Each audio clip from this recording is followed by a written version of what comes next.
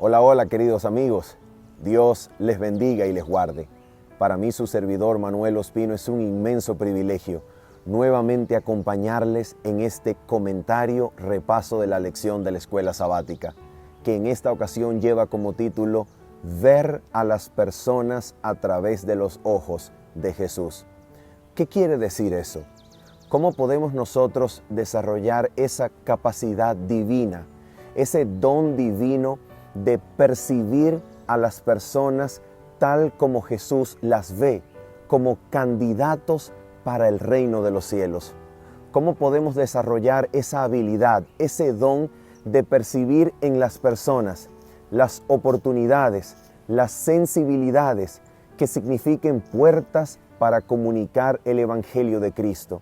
¿Cómo poder identificar en aquellas personas que aparentemente lucen difíciles de alcanzar para Cristo, aquellas necesidades, aquellas situaciones que sin decirlo, sin mostrarlo de manera fácil, nos piden quizá a gritos, a través de peticiones inefables, indecibles, que necesitan de nosotros una palabra de aliento que quizás signifique el punto de inflexión que transforme toda la vida de esa persona gracias al don de la predicación de Cristo Jesús?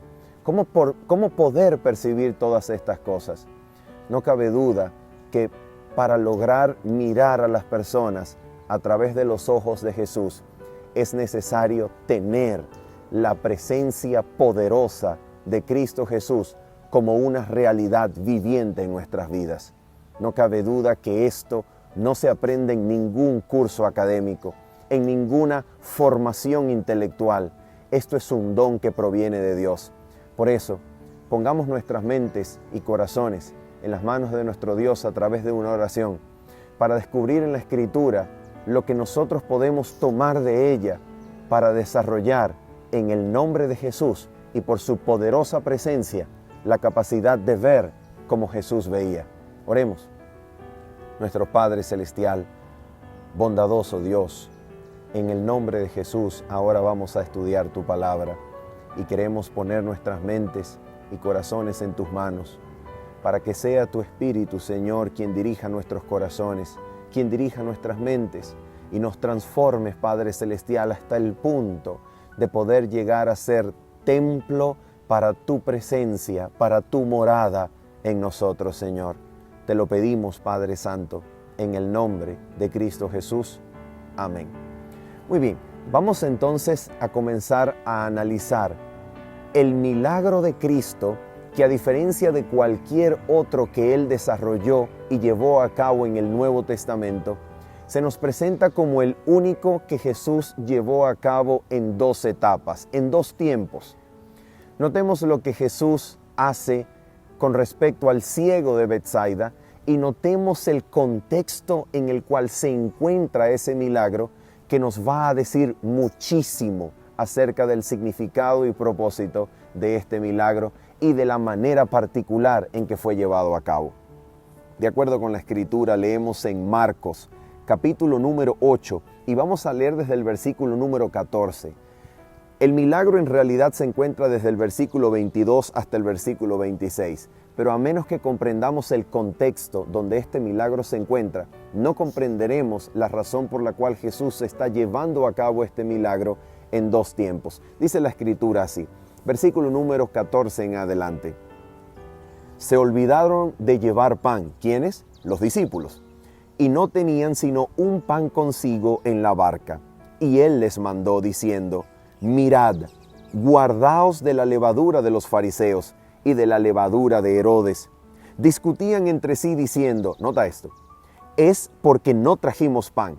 ¿Te das cuenta? Jesús les dice, guardaos de las levaduras de los fariseos y de Herodes, y ellos están pensando que Jesús estaba haciendo referencia a ese elemento real, literal, llamado levadura que contienen los panes, que quizá ellos pensaron Jesús les estaba advirtiendo a no comer pan que provenga de cualquier mano, o a cuidarse de comprar pan o de comer pan en cualquier lugar, porque quizá había un problema con la levadura.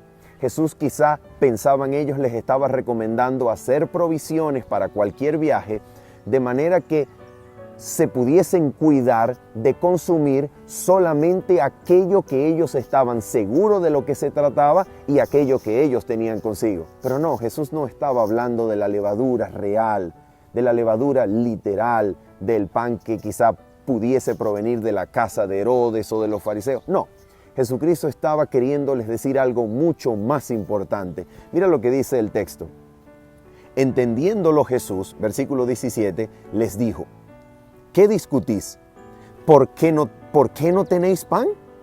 ¿No entendéis ni comprendéis? Ahora noten estas palabras. No entendéis ni comprendéis. Quiere decir que Jesús tiene algo en mente que es mucho más profundo que el discurso tomado de acuerdo a su significado más literal. Dice así: ¿aún tenéis endurecido vuestro corazón? Note la relación entre la comprensión y la dureza del corazón. De acuerdo al texto, la dureza del corazón significaría un obstáculo para la verdadera comprensión. Sigamos leyendo. Dice así: teniendo ojos no veis y teniendo oídos no oís. ¿No recordáis? Versículo 19. Cuando partí los 5 panes entre 5,000, ¿cuántas cestas llenas de los pedazos recogisteis? Y ellos dijeron 12. Y cuando repartí los 7 panes entre 4,000, ¿cuántas canastas llenas de los pedazos recogisteis? Ellos dijeron 7. Ahora nota lo que les dice Jesús. Y les dijo: ¿cómo es que aún no entendéis? Nota esto. Ellos tienen ojos para ver y tienen oídos para oír. Sin embargo, aparentemente la dureza de sus corazones impide que aquellos órganos destinados para la percepción sensorial están obstaculizados por la incapacidad de comprender en un plano o en un ámbito que es profundamente relacionado con la condición del corazón. Es como si, dependiendo de la condición del corazón, los ojos y los oídos podrán percibir aquello que no se percibe solamente a través de las ondas del viento que mueven la cadena de huesecillos o a través de los corpúsculos de luz que iluminan el nervio óptico a través de la retina. No, es algo que el corazón necesita albergar en primer lugar para que los ojos puedan ver la realidad que Jesús quiere comunicar. ¿Qué será aquello que el corazón debe albergar en primer lugar para poder ver como Jesús ve? Es la presencia de Jesús, es su Santo Espíritu. Cuando el Espíritu de Dios se posesiona del corazón, habilita la mente, habilita los oídos para poder percibir la realidad espiritual que Jesús anhela comunicar. Y en este contexto, lo que Jesús va a hacer ahora es muy importante. Mira lo que dice en el versículo 22 hasta el 26. Vino luego a Betsaida y le trajeron un ciego y le rogaron que lo tocara. Entonces, tomando la mano del ciego, lo sacó fuera de la aldea, escupió en sus ojos, puso sus manos sobre él y le preguntó si veía algo. Ahora mira lo que le responde. Veo los hombres como árboles, pero los veo que andan. Nota, aquí hay algo que es impresionante. Ve a los hombres como árboles, sin embargo los ve que se mueven. Sabe que los árboles no pueden moverse, por tanto lo que ve sabe que está distorsionado. Ahora nota entonces lo que va a pasar. Versículo 25. Luego le puso otra vez las manos sobre los ojos y le hizo que mirara, y fue restablecido y vio de lejos y claramente a todos. Jesús lo envió a su casa diciendo: no entres en la aldea ni lo digas a nadie en la aldea. Ahora, ¿qué nos quiere decir este milagro en el contexto de aquella discusión de los discípulos por causa de la levadura y de aquel dicho de Jesús que pone en relación la condición del corazón con la capacidad de percibir correctamente lo que los ojos y oídos no ven de manera natural?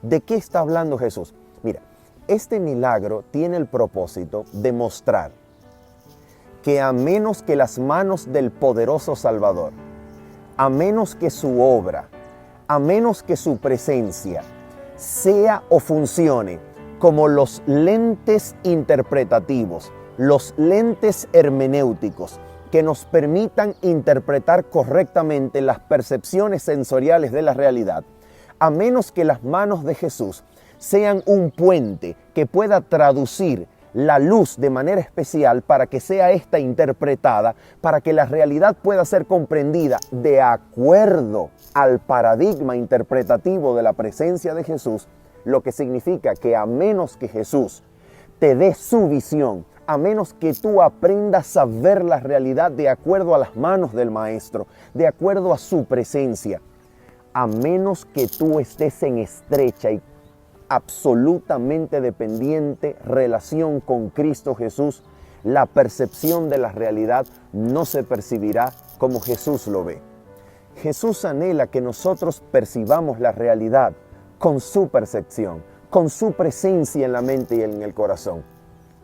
Cuando Él está presente en la mente y en el corazón, los estímulos sensoriales que provienen de la realidad van a ser interpretados no de acuerdo solamente a los órganos que pueden percibir la luz y que pueden decodificar lo que los estímulos ambientales significan. No, cuando Él está presente, la realidad se va a interpretar de acuerdo a su presencia, de acuerdo a su filosofía, de acuerdo a su sistema de pensamiento, de acuerdo a su sistema de valores, de acuerdo a la Escritura.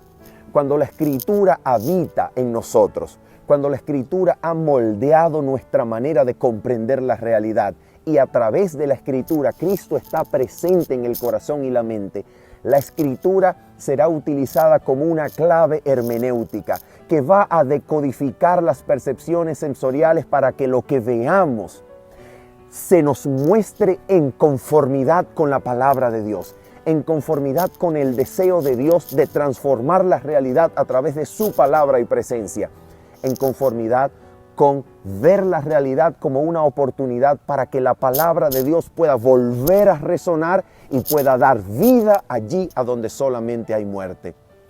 Para poder percibir la realidad con los ojos de Jesús, es necesario tenerlo a Él en el corazón y la mente, para que sea Él quien decodifique las percepciones sensoriales y nos entregue una interpretación de la realidad que sea profundamente cristiana, una interpretación de la realidad en armonía con el deseo y corazón de Dios. ¿Qué significa esto? ¿Cómo nosotros podemos aplicar esto?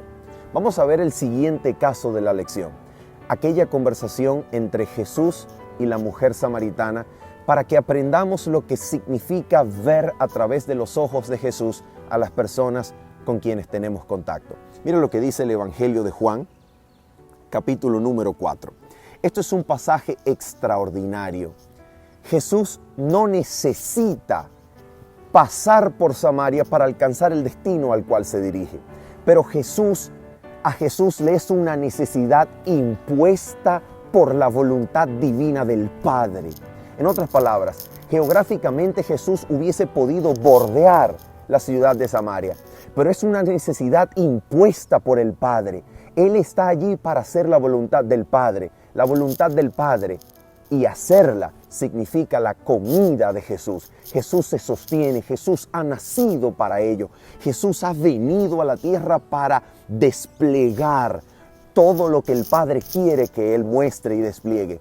Así que Jesús va a Samaria porque desea encontrar aquella mujer que el Padre va a atraer a Él. El Padre la va a atraer con el poder de atracción del amor, con el poder de la atracción del Espíritu Santo, y la va a atraer a Él porque el Padre la está buscando a ella como parte de aquel grupo de adoradores que adoran en espíritu y en verdad, que Dios está buscando. ¿Te das cuenta? Dios está buscando adoradores que lo adoren en espíritu y en verdad. Así que Dios los atrae con un poder maravilloso que convence, que transforma, con las súplicas inefables del Espíritu Santo que se sienten en lo profundo del ser. Así que cuando esta mujer, atraída por la necesidad del Espíritu Santo, atraída por esa sensación que el Espíritu Santo despierta, llega a este pozo, es el Padre que la ha traído al momento y al lugar exacto donde va a descubrir a aquel aquel vehículo por el cual el Padre podrá ser adorado en espíritu y en verdad. ¿Cómo es eso? Mira lo que dice la historia. Esa mujer llega entonces y Jesús dice algo impresionante. Jesús le dice, dame de beber. La confianza engendra confianza. Jesús se muestra dependiente, se muestra inofensivo para esta mujer. Esta mujer cuyas sensibilidades probablemente habían sido heridas por contactos relacionales con personas, sobre todo del género masculino, que lamentablemente no están en la capacidad de hacerle bien a través de contactos relacionales y de experiencias maritales que le han hecho daño, que la han aparentemente sepultado en la muerte de su alma.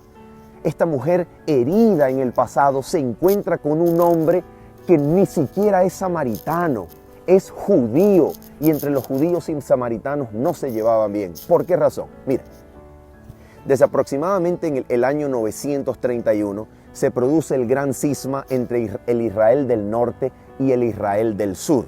Cuando Israel proclama en aquella reunión con Roboam, Israel, a tus tiendas, no tenemos nada que ver con el hijo de David. Entonces se separa el reino del sur, constituido por la tribu de Judá, la tribu de Benjamín y la media tribu de Manasés, de las tribus del norte, que aproximadamente constituyen 10 tribus, que en el año 722 van a ser sitiadas, destruidas y deportadas, es decir, van a ser reubicadas por la fuerza en territorios asirios de parte del rey Sargón II en el 722 a.C., y todas estas tribus del norte se pierden, y luego cuando son restablecidas en Samaria por también los asirios, estas ciudades van a ser rehabitadas por mezclas entre israelitas y orientales asirios, que producen un compuesto cultural absolutamente multicultural, diverso, en donde la religión pura del templo de Jerusalén se pervierte en la construcción de un templo para llevar a cabo un sistema de adoración que es completamente, que guarda ciertas similitudes, pero es completamente diferente a la religión practicada en el reino de Judá o el reino de Judea. Hasta el punto de que quienes practican la religión samaritana solamente aceptarán un documento conocido como el Pentateuco samaritano, que es el Pentateuco con algunas alteraciones, sin embargo, y no aceptan el corpus literario de los profetas, y mucho menos los escritos. No aceptan nada de eso, solamente aceptan a Moisés y modificado. Ahora, el punto es que la mujer conoce, de acuerdo a la historia de su pueblo, que en el monte Gerizim o en el monte Gerizim, en este monte los hebreos, cuando venían de la esclavitud egipcia, llegan a estar en pie, los padres llegan a estar en pie en el monte Gerizim, y al lado opuesto en el monte Ebal, y desde el monte Gerizim se pronuncian las bendiciones de acuerdo a Deuteronomio 11, de acuerdo a Deuteronomio 27 y de acuerdo a Josué capítulo 8. Los que están en el monte Gerizim pronuncian las bendiciones, los levitas están en el monte, el arca del pacto está en el monte Gerizim. Así que esta mujer sabe que en la época de la conquista de la tierra prometida, los padres hebreos estuvieron en pie en el monte Gerizim y adoraron a Dios, y desde el monte Gerizim emanó las bendiciones del pacto. Así que esta mujer sabe que el monte Gerizim tiene absoluta importancia en el rito cultural de su religión. Así que cuando Jesús comienza a hablar con ella y le menciona que Él conoce que ella ha pasado por experiencias matrimoniales y extramatrimoniales terribles, después de decir, porque 5 maridos has tenido y aquel con el que ahora estás no es tu marido, bien has dicho. Entonces la mujer dice, oh Señor, ahora veo que eres profeta. Y mira por dónde viene, porque ella como samaritana no acepta a los profetas hebreos, no acepta a los profetas que han ministrado en Judá, no acepta, solamente acepta el Pentateuco, el escrito de Moisés, y aún esto está modificado. Entonces ella, al ver que es profeta, lo mira con desdén y le dice, oh, veo que tú eres profeta. Entonces respóndeme algo, ¿dónde se debe adorar? Porque nuestros padres adoraron acá en este monte Gerizim. y ustedes dicen que es allá en Jerusalén. ¿Dónde se debe adorar? Ojo, la respuesta de un profeta no será tomada por ella como en cuenta o absolutamente válida para decidir la cuestión, porque ella no acepta a los profetas hebreos, ella solo acepta a Moisés, y Moisés dice que fue en el monte Gerizim que los padres se pararon cuando adoraron y pronunciaron las bendiciones. Así que lo que un profeta tenga que decir a ella no le va a interesar realmente. Lo que ella quiere es traer un asunto controversial para intentar zafarse de la capacidad de Jesús de percibir su necesidad. En otras palabras, ella se ha visto vulnerable delante de la presencia de Jesús, pero no quiere verse vulnerable. Quiere zafarse de esa vulnerabilidad y excusarse o esconderse en una controversia religiosa sin aparente resolución. Ahora mira lo que le va a decir Jesús. Atención, Jesús no le va a decir, bueno, mujer, la verdad es relativa. O sea, si la verdad funciona para ti y funciona para mí, aunque sean verdades diferentes, pues quédate con tu verdad y yo la mía. No. Jesús no va a relativizar la verdad. Jesús sabe que la salvación viene por los judíos. Y eso es exactamente lo que le va a decir. Mira lo que le dice Jesús. Versículo 21. Mujer, créeme que la hora viene cuando ni en este monte ni en Jerusalén adoraréis al Padre. Oh, mira qué maravilla. Dice así. Vosotros adoráis lo que no sabéis. ¡Wow! Jesús no está relativizando la verdad. Jesús está poniendo el dedo donde debe ir. Jesús está poniendo el punto sobre la I. Jesús está describiendo el problema en esencia. Los samaritanos adoran lo que no saben. Ahora mira esto. Vosotros adoráis lo que no sabéis. Nosotros adoramos lo que sabemos. Porque la salvación viene de los judíos. Oh, maravilloso. Pero ahora mira a dónde la va a llevar. Dice así. Pero la hora viene y ahora es. Escatología inaugurada. Es decir, perspectiva de futuro ya realizable en el presente. Lo que se espera para el futuro ya disponible hoy. Eso significa escatología inaugurada. Ahora mira esto. Pero la hora viene y ahora es cuando los verdaderos adoradores adorarán al Padre en espíritu y en verdad. ¿Por qué? Porque también el Padre tales adoradores busca que lo adoren. Dios es espíritu y los que lo adoran en espíritu y en verdad es necesario que lo adoren. ¿Qué está diciendo Jesús con esto? Mira, Jesús está diciendo así. Número 1, Dios es espíritu. Quiere decir, Dios es omnipresente y no necesita de un lugar, de un nicho de culto en donde Él pueda hacerse presente y venir a encontrar a quienes se han acercado a Él. No. Dios es espíritu y quiere decir, número 1, Dios no necesita de lugar y Dios en su calidad de espíritu se mueve en el interior de la naturaleza humana, se mueve en el interior del ser humano, en su corazón, en su alma, para traerlo a Él, porque siendo espíritu busca que lo adoren en espíritu. En otras palabras, aquel Dios que es espíritu es el que hace posible aquella atracción que te atrae a adorarlo a Él. Cuando les rindes culto con ofrendas o lo que sea, cuando te acercas, la palabra corbán, ofrendas en hebreo, viene del verbo karab, que significa acercarse. Es decir, cuando tú te acercas a Dios para rendirle culto, no eres tú que lo está buscando, es Él que te ha buscado a ti, te ha encontrado y te ha atraído. Él te acerca a Él. No eres tú que te acercas a Él por el culto, no. Es Él que te hace cercano por su poder. Número 2, en espíritu y en verdad. A Dios se le adora no solamente en espíritu, queriendo decir que no necesitas de un lugar y que Él te atrae a ti y no tú buscarlo a Él, sino que debes adorarlo en verdad, conforme a la verdad revelada, conforme a lo que Él estipula y no conforme a lo que tú creas que está correcto. Así que la adoración, para ser correcta adoración, debe incluir. Debe ser motivada por el poder de Dios que te atrae por su amor a Él, y no tú vas a Él, sino que Él te ha traído. Nosotros le amamos porque Él nos amó primero. Y número 2, no solamente la adoración es fruto del poder de Dios obrando en ti. La adoración verdadera es conforme al dictamen de la palabra, que es la absoluta y completa verdad. No de acuerdo a las opiniones culturales, no de acuerdo a las opiniones populares, no de acuerdo a tu opinión, no de acuerdo a tu criterio, sino de acuerdo a lo estipulado en la verdad, en la palabra. Así es la adoración correcta. Lo interesante es que Jesús no percibe esto como obstáculo. Jesús lo percibe como una oportunidad. ¿Por qué?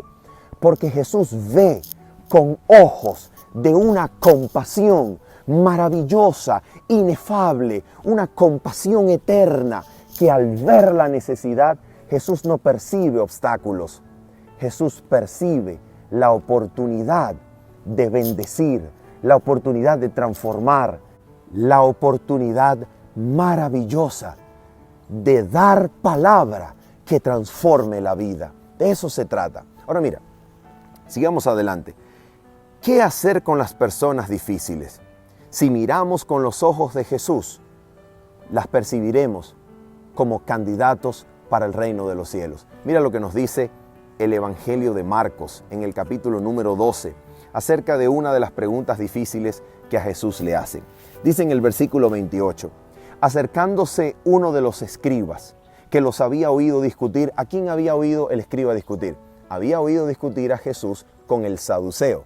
El saduceo se acerca para presentarle a Jesús una pregunta con la finalidad de tentarlo, de poner a prueba su fidelidad a la Escritura, su conocimiento, para tentarlo a ver cómo podrá Jesús responder esta pregunta que aparentemente ha sido creada y diseñada por los saduceos para ganar argumentos en relación con el tema de la resurrección. Fíjate, la pregunta decía, Moisés nos enseñó que cuando una persona muere sin descendencia, el hermano de este hombre debe casarse con la mujer, con la viuda, para engendrarle descendencia. Una cosa, y así sostener el nombre de este que murió. Entonces, los fariseos desarrollaron este caso hipotético, aparentemente. No sabemos si fue un caso real, pero es un caso absolutamente que parece diseñado para ganar el argumento. Y la pregunta es, conocimos una mujer que se casó con 7 diferentes hombres, 7 diferentes hermanos, todos fueron muriendo y ninguno le daba descendencia. La pregunta es, cuando resuciten, ¿de quién será esposa? O sea, una cosa tremenda. Y Jesús le dice, mire, ustedes están errando por 2 cosas. Porque desconocen la Escritura y número 2, porque no ponen en la ecuación de su comprensión de la cosa, no ponen en la ecuación de su comprensión de la resurrección o de la posibilidad de la resurrección, no ponen en la ecuación el poder de Dios. Porque cuando Dios le habló a Moisés refiriéndose a él mismo como el Dios de Abraham, de Isaac y de Jacob, no puede pensar Dios diciendo que es el Dios de Abraham, de Isaac y de Jacob, que Abraham, Isaac y Jacob quedarán para siempre en el sepulcro, porque Dios es un Dios de vivos. Pensando Jesús con esta declaración que Moisés estaba enseñando la capacidad divina de resucitar a Abraham, a Isaac y Jacob en el reino de los cielos, o para el reino de los cielos. Así que Jesús está interpretando este pasaje de manera maravillosa. Y ahora viene la pregunta. Sin embargo, cuando Jesús recibe la pregunta de este escriba, obviamente Jesús podía haber estado lleno del preconcepto, lleno de prejuicio de que si aquel le está tentando para ver cómo va a responder, este también le va a tentar. Así que Jesús pudo haberle respondido de una manera que partiera de la premisa de que este también lo estaba tentando, de que este también quería sencillamente ponerlo a prueba a ver cómo respondía. Pero Jesús no percibe a este escriba de esa manera. Después de la pregunta del escriba, maestro, ¿cuál es el más grande mandamiento? Y después de la respuesta de Jesús y después del comentario que hace el escriba a la respuesta de Jesús acerca de amar a Dios sobre todas las cosas y amar al prójimo como a sí mismo, mira lo que Jesús le va a decir a este escriba en el versículo número 34. Jesús entonces, viendo que había respondido sabiamente, le dijo, no estás lejos del reino de Dios. Ahora, mira cómo Jesús lo encomia. Mira cómo Jesús le da palabras hermosas, palabras edificantes, palabras que tienen el propósito de indicarle que se encuentra en el camino correcto de la interpretación de la Torá, en el camino correcto de la interpretación de la ley mosaica, que lo puede llevar a un acercamiento al reino de los cielos, en donde la puerta de entrada al reino sencillamente está en la aceptación de que ese a quien le ha preguntado, ese que le ha respondido, es el mismo Mesías, es el mismo Dios de Israel encarnado, es el mismo creador, dador de la Torá.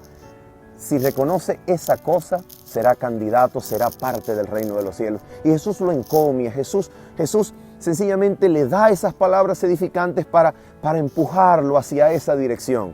Porque Jesús no percibe las personas difíciles como personas que lo podrán ofender. Jesús no percibe las dificultades y obstáculos que las personas difíciles puedan proponerle como una ofensa personal, como un cuestionamiento a su sabiduría, un cuestionamiento a su autoridad. Jesús no es orgulloso para percibir en el posible disenso una ofensa para él. No, Jesús percibe en las personas difíciles lo que realmente existe en la realidad. Satanás toma control de las personas difíciles, toma control de aquel que se lo permite para poner obstáculos al Evangelio. Cuando nosotros veamos una pregunta difícil, o podemos decir una pregunta incluso malintencionada para eliminar, para tumbar nuestro argumento en el momento en que estamos predicando, o cuando entramos en una discusión en donde podemos ver malas intenciones, un mal espíritu que intenta refutar, que intenta confrontar, que intenta obstaculizar el alcance del Evangelio, nosotros no debemos ver en ello un problema para mí, una ofensa para mí. Debemos ver en ello la presencia evidente de Satanás queriendo obstaculizar el corazón para que la palabra de Dios no lo alcance. Así que debemos recordar al tratar con una persona difícil que no tenemos lucha contra sangre o carne. Nuestra lucha es contra potestades celestes que habitan en las regiones de tinieblas. Es contra el mismo Satanás. Y la lucha de Dios no es contra la persona que pregunta cosas difíciles o que se presenta con actitud difícil o obstaculizadora para nosotros. La guerra de Dios es contra el diablo que desea dominar la mente de esa persona. Así que cuando nosotros le hablemos a esa persona, recordemos que hay un poder sobrenatural que es el encargado de convencer, no nosotros.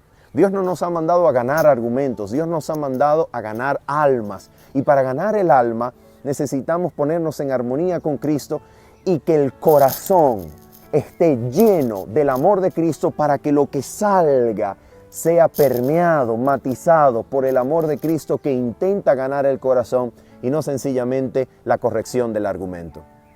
Y finalmente, para despedirnos en esta ocasión, ¿qué es lo que nosotros podemos hacer para comenzar ahora mismo? Ver con los ojos de Jesús significa también percibir oportunidades en donde aparentemente no hay ninguna. ¿Recuerdas la lectura de Hechos capítulo número 8 en donde Felipe se encuentra con el etíope?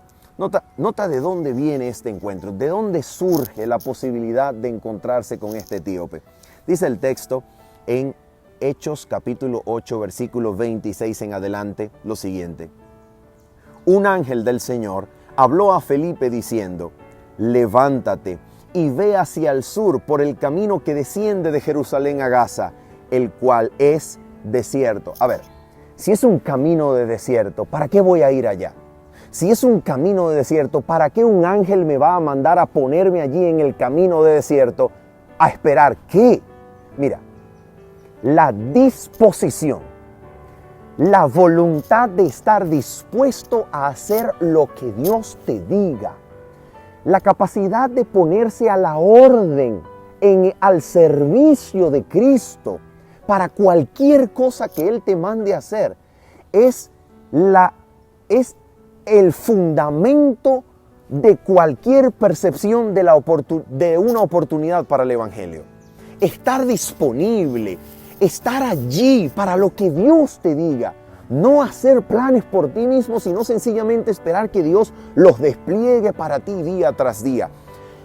Que la voluntad de Dios sea lo que refleje tu vida paso a paso. Y estar dispuesto a hacer lo que Dios te diga es el fundamento que hace posible que Felipe se hubiese encontrado con el eunuco. Si Felipe le dice, bueno, quizá yo estoy percibiendo algo que en realidad no es la voz de Dios. Este camino desierto no luce como una oportunidad para Cristo. Entonces, no se habría dado el encuentro entre Felipe y el eunuco. Pero es estar dispuesto, es estar disponible para Dios, es saber que tu vida es suya para lo que quiera que Él te envíe. Ese es el fundamento que permite encontrar oportunidades donde aparentemente no había ninguna. Y la oportunidad se da cuando el ángel le dice, acércate al carro, acércate al carro. Felipe escucha que el hombre lee el rollo de Isaías capítulo 53. Y después de una pregunta que aparentemente parece tonta, pero en realidad es una pregunta erudita, porque cuando comprendemos la discusión entre los rabinos israelitas, si el Eved Yahvé, el siervo sufriente del capítulo 53, que proviene de Isaías 42 en adelante, si este siervo representa a Israel, o representa el mismo ministerio del profeta, o representa al Mesías venidero. Esta era una discusión real en los círculos rabínicos, en los círculos de enseñanza del pueblo de Israel. Así que esta es una pregunta verdaderamente sabia, erudita acerca del texto. Y entonces Felipe tiene la oportunidad de decirle que el texto no está hablando ni de Israel, no está hablando del profeta, está hablando del Mesías venidero que sufriría, entregado al matadero por causa de nuestras culpas, con la finalidad de darnos, por medio de la carga del pecado en él, la oportunidad de vivir y compartir con él la tumba y resucitar juntamente con él. Como lo dice el libro de Efesios, con Cristo somos resucitados juntamente con él y fuimos sentados juntamente con él en los lugares celestiales. ¡Qué cosa tan maravillosa! Maravillosa. Así que para finalizar, quisiera leer para ti unas citas poderosísimas del espíritu de profecía que nos hablan acerca de aquella facultad de percibir con los ojos de Jesús, de mirar con ojos inspirados por Cristo. Mira lo que dice el espíritu de profecía en Palabras de Vida del Gran Maestro, página 152. Esta es maravillosa. Dice así, hablando acerca de la moneda perdida, de la parábola del dracma perdido. Dice así: la moneda, aunque se encuentra entre el polvo y la basura, es siempre una pieza de plata. Su dueño la busca porque es de valor. ¡Oh, qué poder!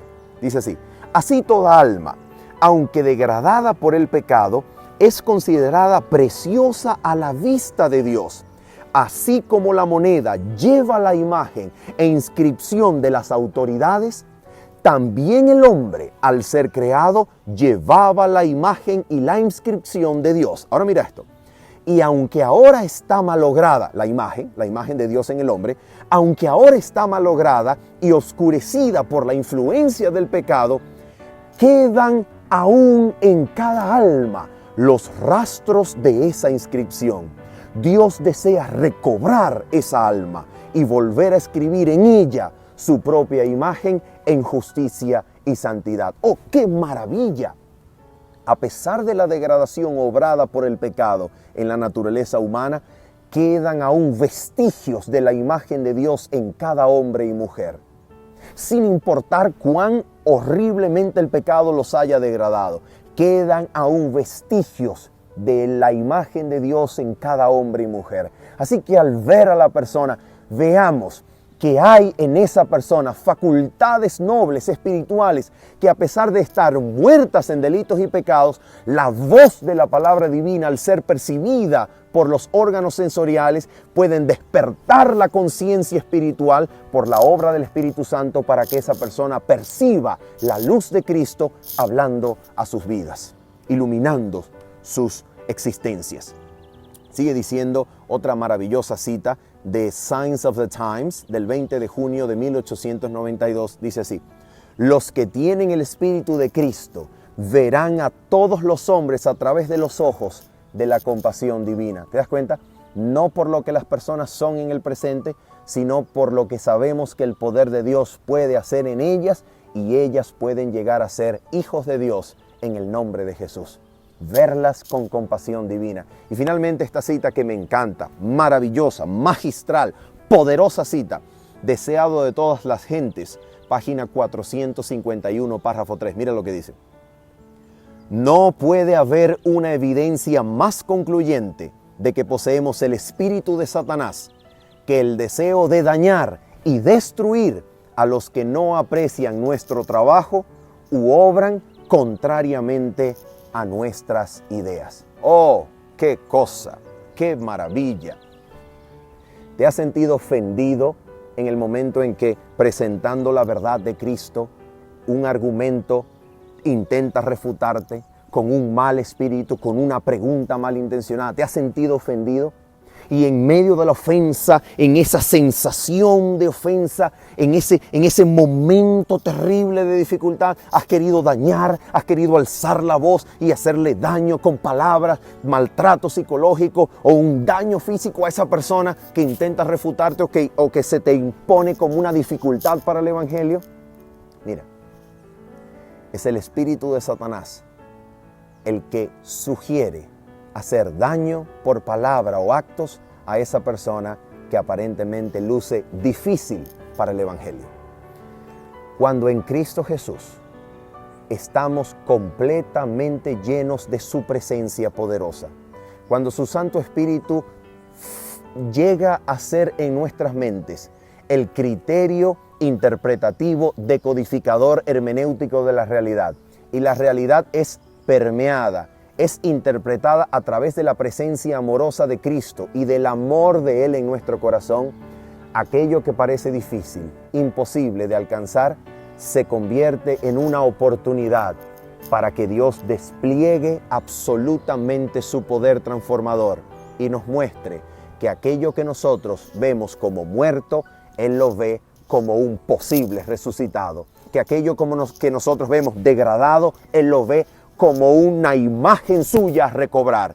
Que aquello que nosotros vemos como perdido, Él lo ve como una belleza para rescatar. Que aquello que nosotros vemos sin valor, Él lo ve como la pieza de valor que es necesario reconvertir. Aquello que nosotros vemos como en posesión de Satanás, Cristo lo ve como el alma que desea recuperar para su completa luz, su completo amor, su completa armonía. Que Dios te bendiga y te guarde, y que esta lección haya sido para tu edificación y crecimiento espiritual. Se despide de ti tu servidor Manuel Ospino, diciéndote como siempre, bendiciones. Chao, chao.